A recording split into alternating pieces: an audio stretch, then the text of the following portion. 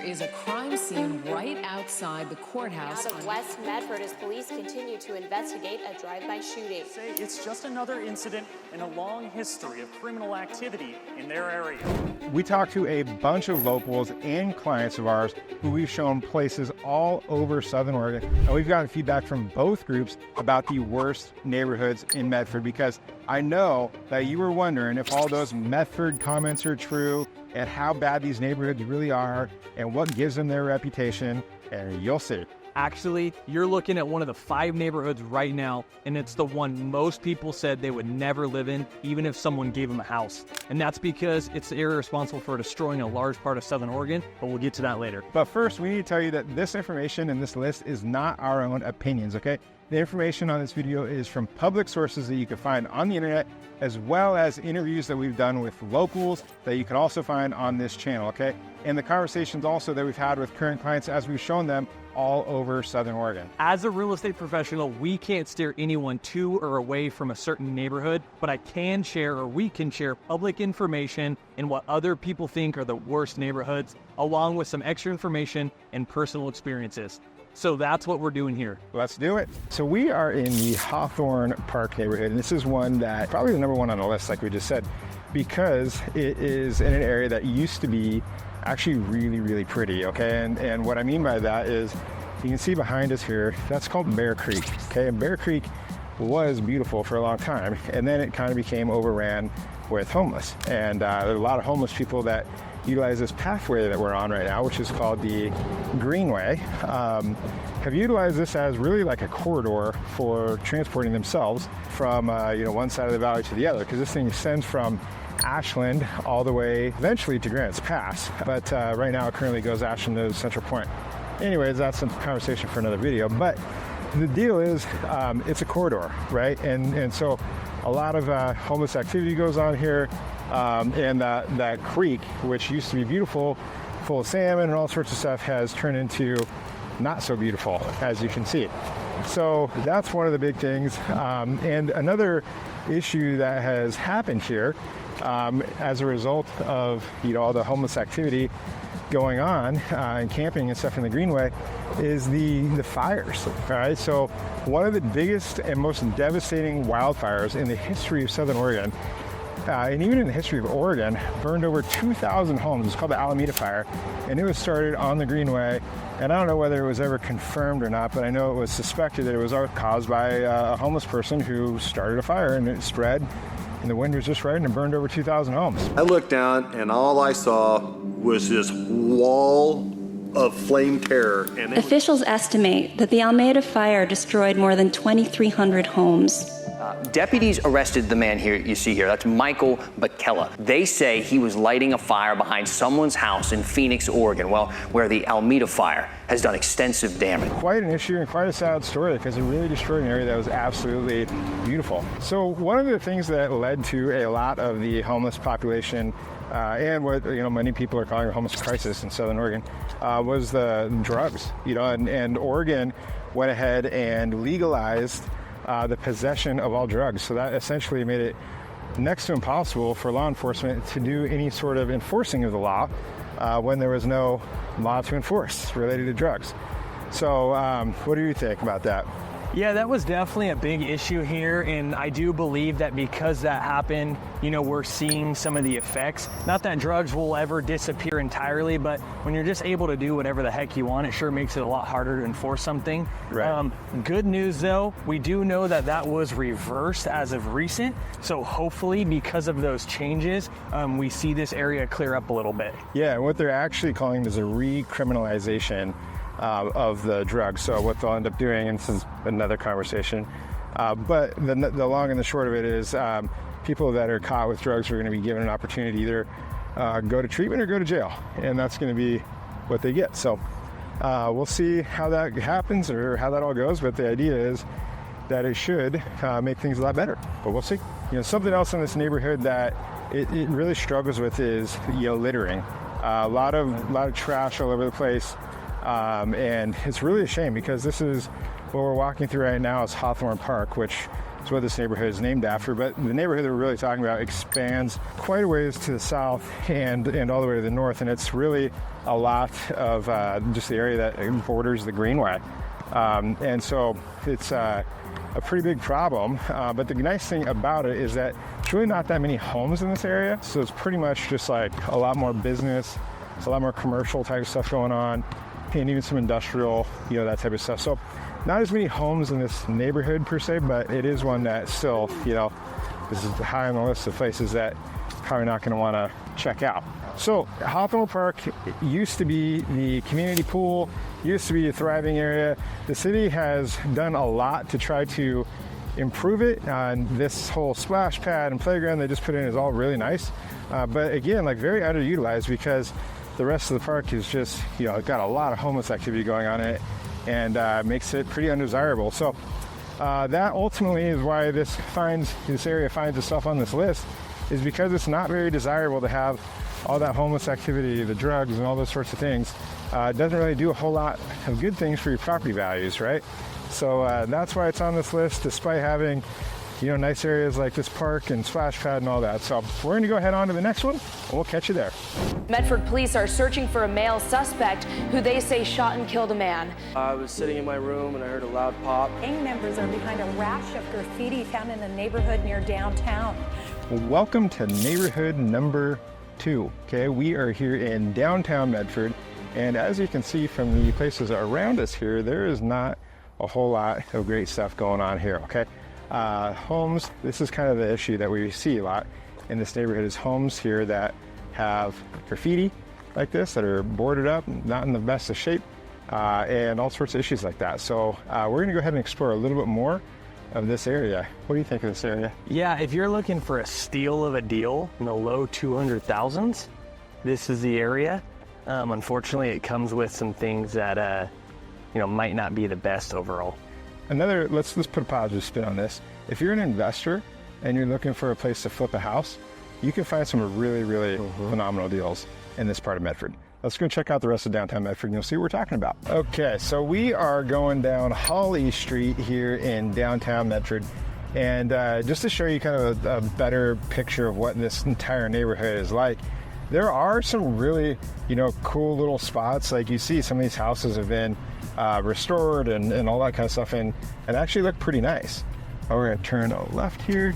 Even got cyber trucks out here rolling around the main streets of downtown Medford. But a lot of what we get in this neighborhood is a lot of like original homes, and it kind of depends on what street you drive down in this downtown Medford area. Okay, you get a lot of like the older original, early 60s kind of homes, or even earlier into the 20s, and then but they always, the condition of those, it varies significantly. So you'll find some that have been restored and looking great, and you'll find others that are in total disrepair. And it again depends on which street you drive down. So you also, like most downtown areas in the city, you end up with a lot of homeless activity going on. You end up with, you have the jail, you have the courthouse, you have a lot of those kinds of things that don't really tend to attract the best type of person. Yeah, you get an interesting mix of people all around, and that goes for anywhere, but in this area, it is close to downtown Medford. There is plenty of restaurants and other things to do here, but because Medford's kind of spread out and some of it is industrial, while other stuff downtown is always going through different businesses and different cycles and stuff, it does create an interesting dynamic. So continuing on downtown here, a lot of what you see in this part doesn't really, looks like any kind of normal downtown, like pretty decent looking and all that kind of stuff, but there are definitely spots as we continue through the area, and if we were to drive every street around here, you'd definitely see why this kind of has the reputation that it does. There's just the homes that are in disrepair and the older places that have never been updated and stuff like that are just not the greatest. But one of the things that is nice about this area is, if we're looking at the positives here, it does have the location, right? It's close to pretty much everything, being in downtown. And it's a lot more affordable than other parts of Medford. So if those are things that are important to you, being in a location that's pretty central and having your dollar stretch pretty far, then this is the spot. To our right is the jail, Jackson County Jail, and you have all the other kind of county offices around here. And so, again, like, good looking area, they do a good job of keeping it up, but when you have those things around, it tends to not be the most desirable in terms of, buyers wanting to move there. I don't know how many people you've had call you and say, hey, I want to move really, really close to the jail.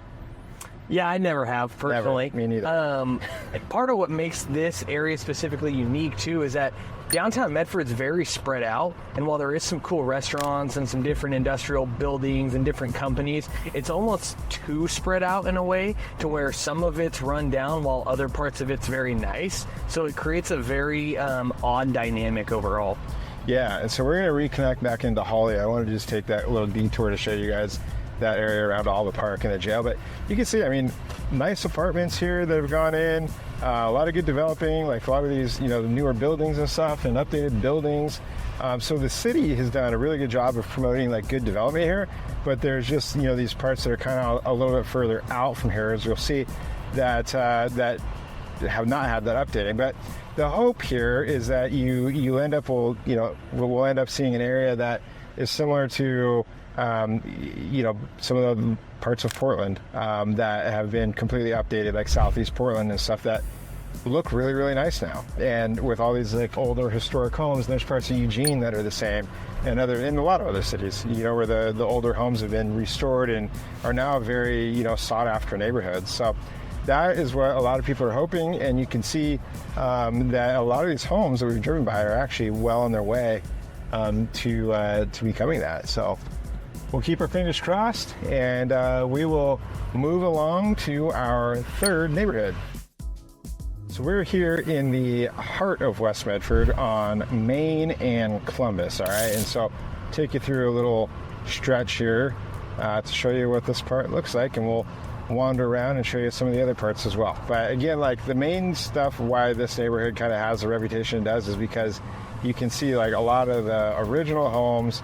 Not a lot of things have been updated, so you end up with an area with a lot of renters and stuff like that going on.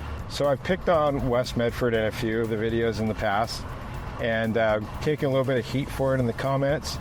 So I'll be interested to see what you think about West Medford, and you could go ahead and leave your thoughts in the comment section down below. But I can tell you this: if you do ask locals, like we did, about the worst parts of Medford, you're going to hear West Medford. There's just no question about that. Is that what you've heard too?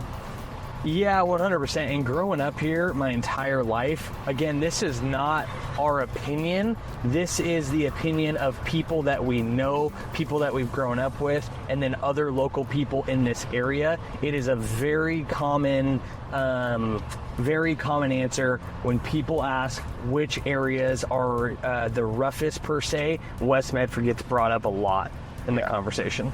Yeah, so we're going to turn on to Stewart Avenue here, and this is kind of the southern end of West Medford from what we're defining it as in this video.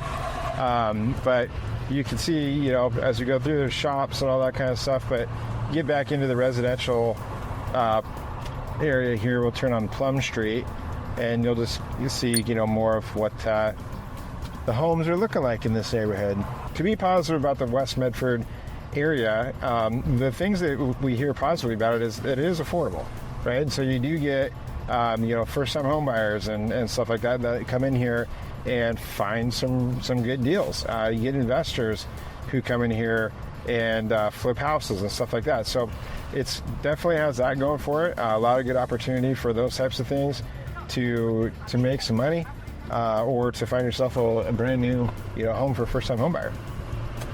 The other thing I would keep in mind too, that in today's day and age, with how much technology there is, everyone has Ring cameras and security systems and audio systems and all kinds of stuff. I do believe that there's been a positive correlation in any area, but especially, in West Medford too, crime rates and things tend to go down when people know that you're on camera. and when people know that the neighbors have cameras. So I do think that that's helped a lot in the last few years, just knowing that, you know, everyone has cameras these days. So that definitely helps. Yeah, no, absolutely. I know I have them on my house. I know, you know, a lot of homes that we show have them as well, and it's something it's a great feature.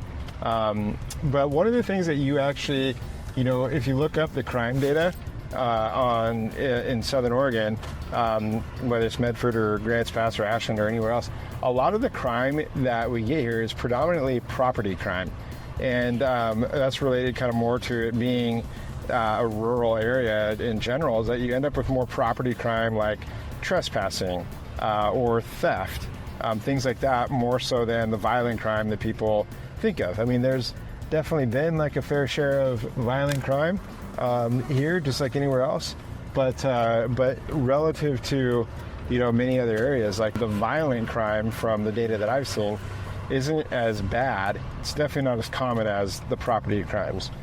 100%. So, yeah, we're just kind of like weaving around, showing you just different streets and stuff. We're not on any particular route, but just showing you kind of different streets of West Medford, and like, again, you know, some decent, nice looking homes, and some updated homes, and some newer homes, and some not so good places. So that's kind of the story of West Medford. There's a lot of variety. You get streets that are great. You get streets that have a lot of poor looking houses. Well, let's go ahead and move on to our next neighborhood, and we'll catch you there.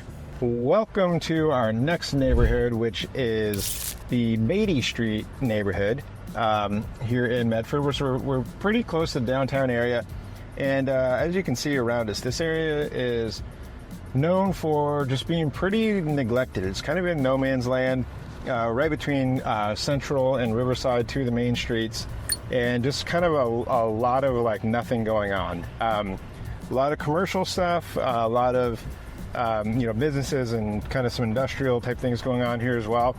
But in terms of the residential, it's like one of those neighborhoods that was older, original, that has had some updating going on, but not really enough, in a lot of people's opinion, and just kind of a, you know, forgotten about little stretch, because it's right in between those two main streets, right? I know I've shown a lot of homes in here that have been just in horrible condition, you know, to where even a lot of investors were, you know, not interested, just more, you know, tear down status than anything. What's your take? Yeah, and one of the hard things too is, area aside, on this street specifically, every home is placed super close to the neighboring home, so there's not a lot of privacy, and you're dealing with a ton of vacancies. Well, as you're driving through, you can see houses with their windows, multiple windows completely missing or wide open. Right? There's roofs that look like they're kind of caving in. So outside of the area itself, very close together lots, which can be a problem, and you don't have a ton of privacy, and then you have a ton of vacancies in this area. Yeah, a lot of rentals in here as well, and just, you know, again, like the same thing we've kind of been saying in a lot of the areas. Affordable homes, a lot of, you know, opportunities for investors and stuff like that, but again, you know, not the most popular area. Probably haven't had anybody that I've worked with that has said, hey, you know what, this is an area that I want to target, because of those things. I mean, it's just not the most sought after for those reasons, but very, you know, convenient location. If you wanted to get around Medford and stuff, this is about as convenient as it gets. There's, you know, the two main one-ways, Central and Riverside of Medford. They kind of encircle this place. So that is a wrap on this neighborhood, and we're going to go ahead and check out our last and final worst neighborhood of Medford, Oregon. Let's go. Okay, so we are in our last neighborhood, which is Table Rock Road, Gilman, Lonsdale area in Medford, and this is considered to be one of the worst parts of Medford because of its location. We are sandwiched right between busy Middle Road and the airport on the one side. We have I-5 over on the other side, and I-5 also has the Greenway running right next to it. So it's kind of the trifecta of noise and homeless activity and all those things that make it really an undesirable place from what a lot of people have told us. So other than that, is there anything you can add to the location topic here? No, the busiest, or the main thing over here is that it is busy, for sure. You know, you have some good, I will say this, you have some really nice schools over here. You have public and private schools over in this area. You do have certain pockets that are quieter, that have big lots, but you have plenty of spots over here that are off of two main roads, right? I-5 and then Table Rock, that are gonna get a ton of traffic all day long. You do have a bunch of businesses over here that drive traffic to them. So if you're looking for a quiet location, kind of off the grid, this is not the area, because it's definitely busy pretty much 24/7. Right, and right behind these houses here that you're seeing, this blue building, right behind that is the Greenway. And so that's where a lot of people will be walking. Like we talked about earlier in the video, the kind of corridor for transients and stuff like that. So you do get a lot of that activity just right out the back of those houses. And that's obviously not something people are really excited about. But, and again, businesses, so you kind of have a big kind of awkward mix in here of businesses and houses and industrial and just kind of all the things. So it's kind of, again, similar to the last place, a little bit forgotten about, just kind of a pocket that just feels a little out of place. And then when you factor in on top of that, you have homes that are not in the greatest condition in some cases. You have some mobiles and all those sorts of things. It can be, you know, one that not a lot of people are seeking out. And to be positive, if we were to put a positive spin on it, you do have some nice big lots. It is flat ground. You are close to the airport, so if you travel a lot, and pretty central location to everything else. Look, a lot of the news clips that you saw here in this video were from 10 plus years ago, so you can see why these neighborhoods got the reputations that they have. The good news, though, is that the law enforcement is doing a really, really outstanding job of addressing the issues and making improvements. But honestly, the deck has been stacked against them, like we talked about, because they've been fighting an uphill battle of trying to enforce the law with laws that are hard to enforce. Imagine being a police officer trying to rid the streets of drugs and crimes when the state made it legal to possess hard drugs. Thankfully, that mistake is being walked back, and hard drugs are now being recriminalized in Oregon. A decision that has been celebrated by just about everyone. Now listen, drugs, homelessness, fair enforcement of the law are all complicated issues, and I won't pretend that there isn't a simple solution out there. What I can tell you for certain is that after seeing progress in the right direction, Medford is the 8th largest city in Oregon and has so much going for it. Just think about it. Beautiful scenery, fantastic weather, endless recreational opportunities, and loads of amazing neighborhoods, okay?